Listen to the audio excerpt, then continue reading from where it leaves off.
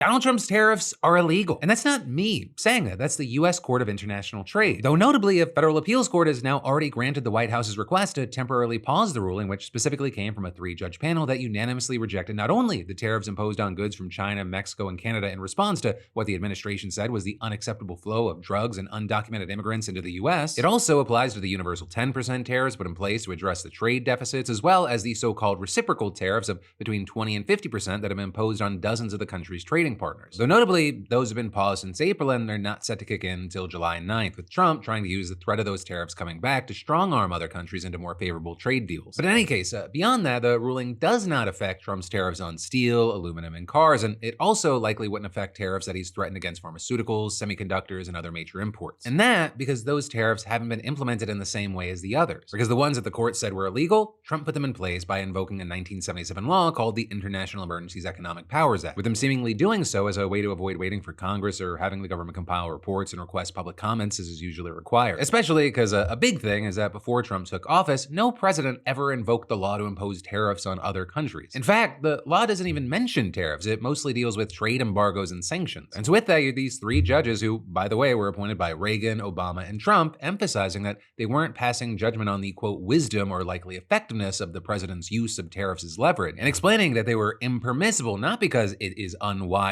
or ineffective, but because federal law just does not allow it. And they then added to that, saying that Trump's tariffs lacked any identifiable limits and found that the International Emergency Economic Powers Act didn't delegate an unbounded tariff authority to the president. So then, of course, with all this, you had the White House appealing and saying it would seek emergency relief from the Supreme Court as if the block wasn't quickly put on pause, with the deputy press secretary also saying in a statement that foreign countries' non-reciprocal treatment of the U.S. has fueled historic and persistent trade deficits. Though then, of course, with this decision, you had the White House saying that it would appeal, with specifically the deputy press secretary saying in a statement that foreign countries' non-reciprocal treatment of the U.S. has fueled historic and persistent trade deficits, and claiming that, quote, these deficits have created a national emergency that has decimated American communities, left our workers behind, and weakened our defense industrial base. With them then hitting one of their biggest talking points, saying it is not for unelected judges to decide how to properly address a national emergency. With then Trump advisor / human Q-tip Stephen Miller echoing that last sentiment at a social media post saying the judicial coup is out of control. But, ultimately, we're gonna have to see where the appeals process ends up, but notably, if the courts uphold the ruling, businesses which have paid illegally imposed tariffs, they would be entitled to refunds. Though I will say, even if that does happen, that doesn't mean that it's an end to the tariffs. Because for one, Trump might still be able to temporarily launch import taxes of 15% for 150 days on nations which the U.S. runs a substantial trade deficit. And in fact, the court's ruling notes that a president has this authority under Section 122 of the Trade Act of 1974. And then secondly, Trump could also attempt to impose the same tariffs, but just in a different way, with, for example, one former official telling the Washington Post, the president still has ample authority to impose reciprocal tariffs, just through other legal means. Though this also is, on the flip side, you have examples like a law professor involved in the case against the government saying that he doesn't think they could impose anything this sweeping under another statute. But hey, in the meantime, we'll have to wait to see, and in the immediate, we've seen markets reacting cautiously but positively, with us seeing, among other things, NASDAQ futures jumping nearly 2% overnight and